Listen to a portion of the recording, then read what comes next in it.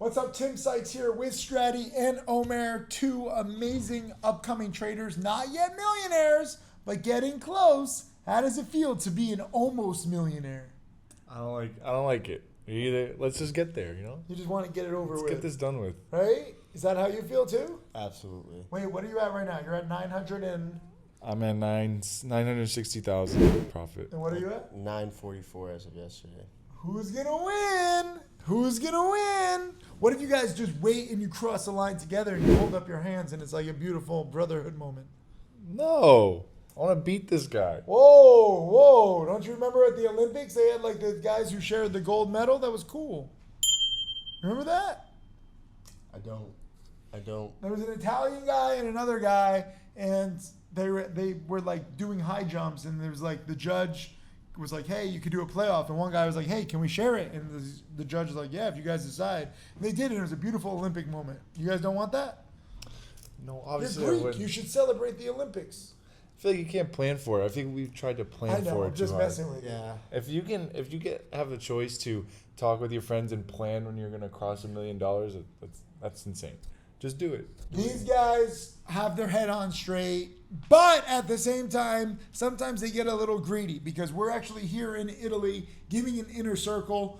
Great job, both of you, mentoring other students. This is what I love, where whether you're a millionaire, whether you're an almost millionaire, when you have a lot of experience and you made 6, 7, 8 figures as some of the students have, you can give back to the community. But I do want to talk about after the students left yesterday, you had a trade. What happened? Tell them. Confess your sins. I don't think it. Confess your sins. It was Confess. It was IBO. It was one of my favorite bounce plays, and when I bought it, it started to work right away. But I thought it was going to go a lot higher, so I was at one point up like 10,000 on the trade. But my goal was to make like 30 to 40 based on the setup. So Tim's mad I didn't sell it, but I thought I did the right thing. So. Do you ever think about selling some along the way, or it's like all or none for you? No, you're right. I definitely sell along the way, but this one, You went for the gold. It's okay. Confess your sins. Well, I went for the goal. I was here at Tim's Villa. They had like something they had to do, so I had some time to We had a boat day. Yeah. You could say it. We're confessing. You have to be totally honest right now. We had a boat day. The boat could only hold 12. He was number 13. Unfortunately, he's not yet a millionaire, so he has nothing to celebrate. So he stayed behind, and then he wanted to become a millionaire, and he wanted to be like, I'll prove to you. I'll show everybody I'm here in the villa. You're all on the boat. I'm going to go big. Is that what you thought? That's exactly what I thought. I was at the villa by myself. You're all on the boat. I have this one little setup. If there was one for me to not sell pieces and just kind of be a little aggressive and go for the kill shot, that was it, and it didn't work. So now we're here. So we're looking at the IBO chart. So it's been downtrending, and you have like a few spike ups, but not much, okay? This is like a dead man going into the hospital. It's like the last few heartbeats. The family is coming to say their goodbyes, and you wanted him to like be resuscitated and come back to like the 20-year-old Sprite self that he was back in the 1930s. Just for like an hour. Didn't have to. If he just wants to come hang out for an hour. For future reference, this is not a good chart to really go big on. I understand what Strati's saying. It could have bounced a little more. It could have squeezed. But on this kind of a play, because it's a low odds play, it's not breaking out to new highs. He's looking for a little bounce. The question is how much of a bounce. This kind of a play, you take pieces. Would you have taken pieces of profits if this were you? I think the range was there, honestly, Strati. The range was there, but I think the chart was showing weakness, so I probably would have scaled out a little bit. There's a difference. IBO. So, like, this is the thing, and let me give you more perspective. It's way off its highs. It went all the way up to 2. You're buying 100,000 shares at 1. I get the point where you think it can bounce a little. Nobody needs all new highs. If you go to 150, that's 50%. But myself and Omer were in SRFM, and that thing was just spiking so nicely. It's so much easier to buy a stock hitting new highs. Obviously, it's scary because you're chasing. So, I took profits on SRFM. I bought it at 3, and I sold it at like 350, and it went to what? 550? When did it get up to? 560. So I sold it $2.50 a share, but I made my 50 cents a share. I think that's a lot easier than what you were doing. I think you're right. Why don't you take SRFM? Because it gapped down in pre-market. It looked dead. So I thought everyone was The done. previous day. So we're sitting at the table up there. I'll insert this clip of me and the other Inner Circle students. Terry, amazing Inner Circle student. Shout out to him. You guys have both, helped mentor him. He just passed $70,000 with this SRF. 500. He just crossed 70. I just crossed the 70. Look at that. Beautiful. Beautiful. Come on. Absolutely beautiful run up. Look at this as the sun is setting. Can you imagine this? Could you have written a better storybook? He made, I think, $800 with a beautiful view as the sun was setting here in Italy. It was magical. Where were you, Strati? I was at the pool. You were. So you're going big on low odds setups. You're at the pool on high odds setups. Do you think you really deserve to go over $1 million with behavior like this? Confess! No. I was in such a good flow before we came here now, so I'm getting used to travel trading. That's what you were talking about the other day. I don't know how to do it yet. You're learning because you want to maximize your time here. Beautiful villa, amazing place, but at the same time, you want to take trades. Omer, tell them your story about your travel trades. Yeah, so this is kind of the first. So when I was in Porto Vallarta with Tim, I kind of had a great week travel trading, and I got a little bit cocky and I let my guard down. And there was 2 setups this week that were like textbook 7-step framework setups. CRCL first red day, and then SRF first green day runner. And I had the right thesis on everything.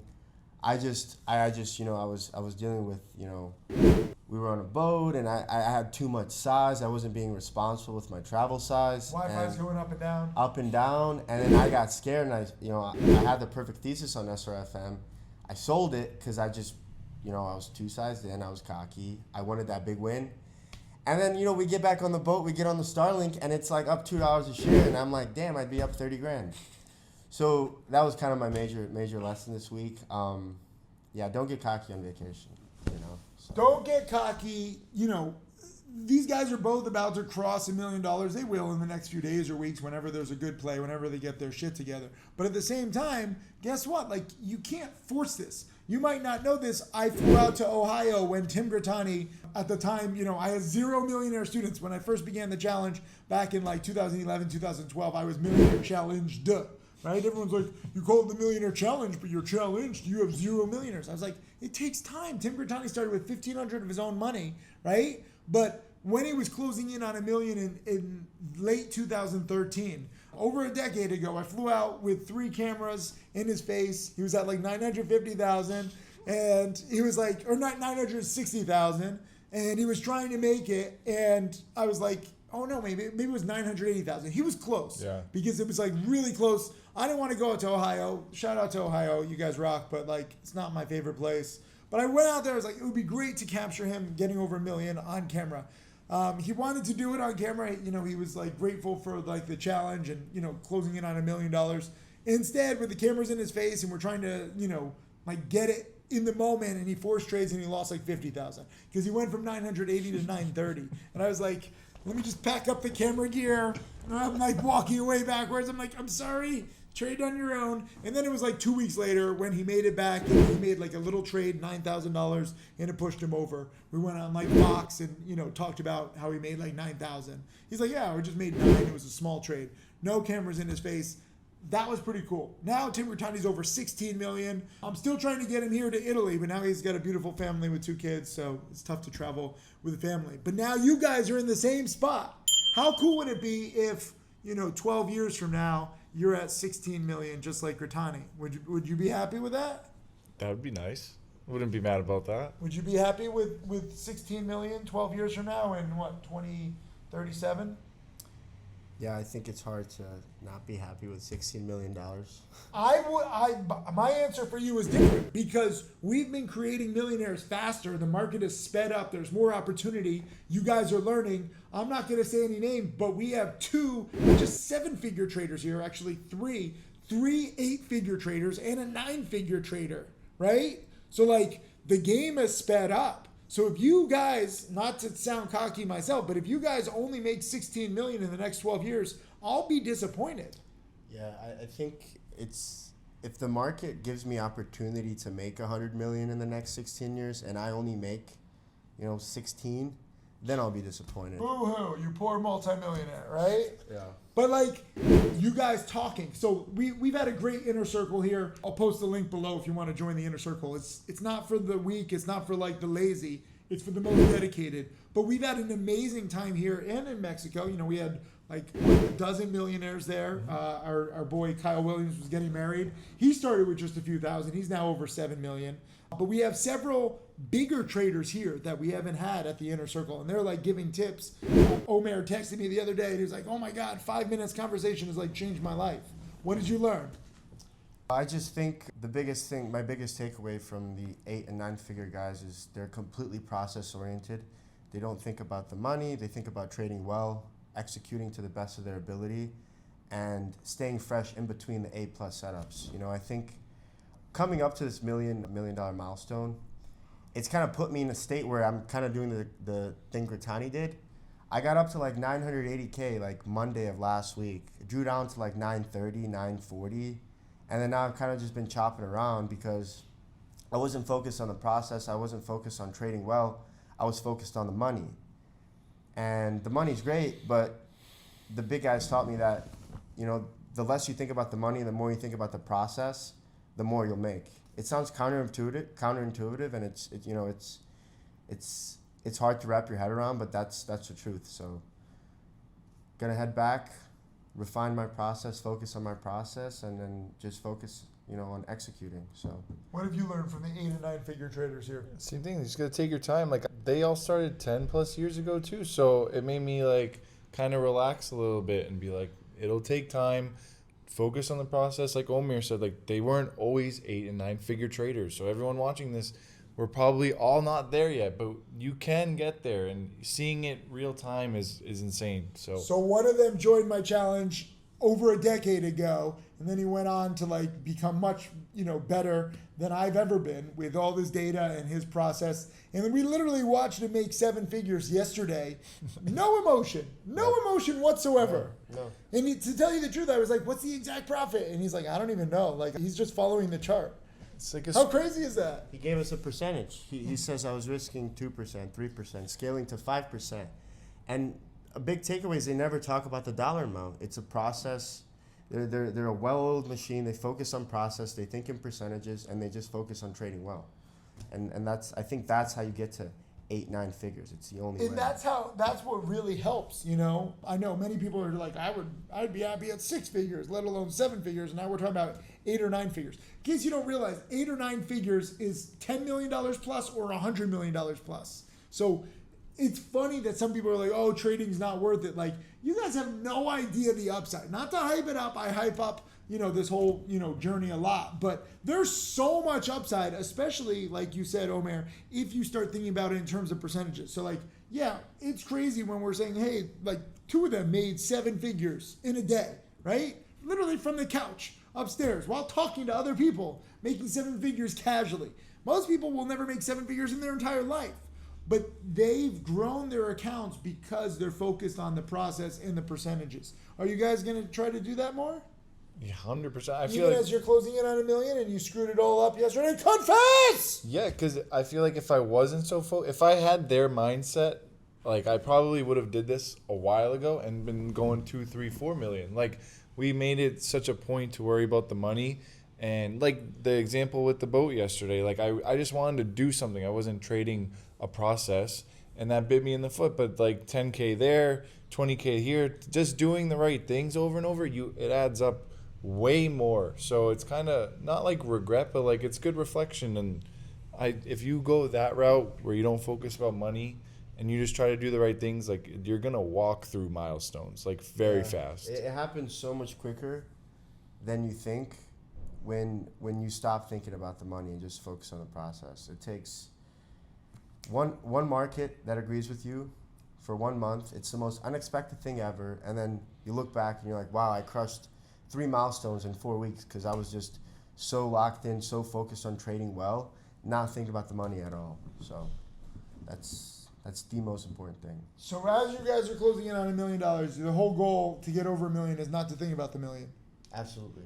I feel like my goal every day when I wake up in Italy is do my scans, make my watch list, define my risk, take my entry, set my target, and if it's whether it works or doesn't, walk away. That was my trade. That was my idea on the day. Detach from it and just trade well. So I hope you guys are understanding this, because I know it's tough where it's like, it's very weird for people who don't have, you guys have six figures. If you don't have 6 or 7 or 8 or 9 figures, it's all just gravy. Many people are just like thinking like, how do I make my first like $1,000? Can you just go through the very beginning of your journey? What did you do right and what did you do wrong? What did you start at and when? I started in 2020, and it was just like OTC breakouts at the time. Everyone did that, right? So I would just wake up, find what was hot, try to do a little dip buy, like a VWAP dip buy, an end of the day buy, and try to swing it the next day for like 5-10%. But I think it's key for everyone, wherever you're at whatever part of your journey, pick one thing and just practice it. Learn all the patterns for a few months, then narrow down to one and learn it in and out. Start very small, paper trade, take one share. Like Bryce took one share on a trade for how long? Wow. And then once you get good at that and you have a foundation, then add to it. So that's How much did you start with back in 2020? like 10 grand. Okay. Like that. And then I grew it to like 50 or 60 grand. And then I didn't do anything for a year. And that was 2022. And then I spent all of 2022 learning new stuff because I already had a little bit of a foundation and some time. Explain that. You didn't do anything. So you're still trading. You're saying you didn't do anything performance-wise. Performance-wise in 2022, I mean... You took the year off. No. I sat at the desk every day in 2022 and I made $5,000 for the whole year. How did that feel?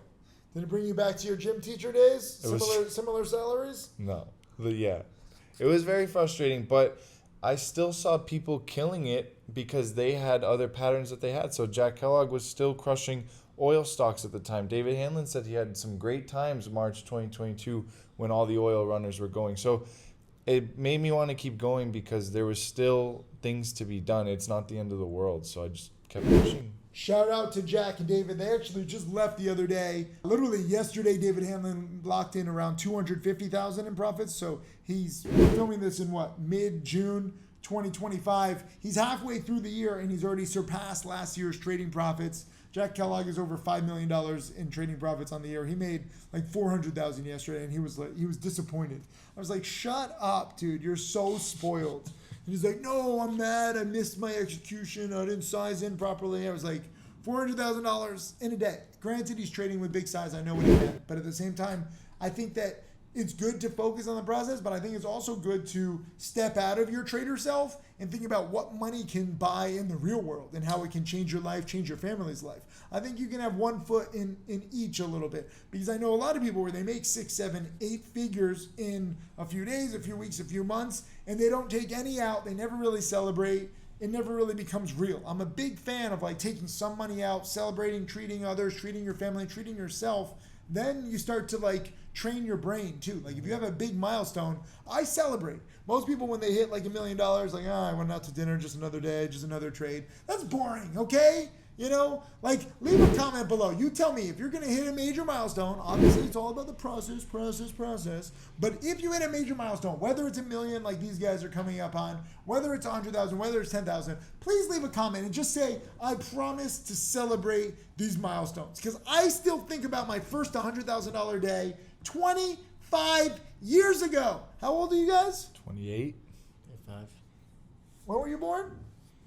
July 30th, 99. Okay, so you're a little baby. You're like crying for some milk, right? Yeah. And I was literally making my first $100,000 day in February of 2000.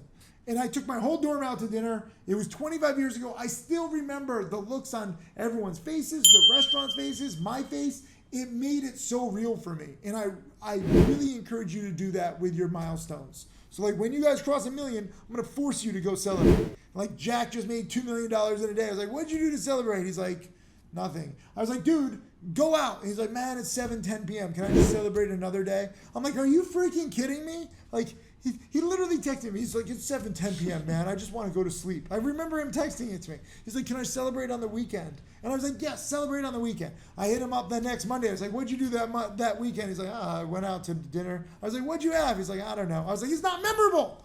literally, I'm thinking about something I did 25 years ago. It still pumps me up.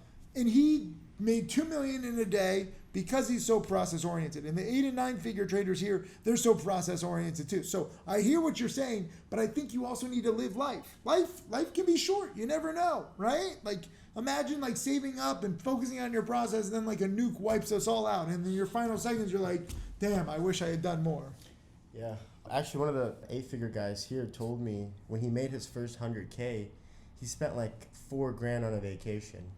That's good. And he said, he was like, I came back from there more motivated, and it made him work harder. So I was telling him, we got into that conversation because I was like, man, I love being here, seeing how beautiful this is, how beautiful this villa is. Yeah. And I'm like, wow, this is so motivating to go back home, you know?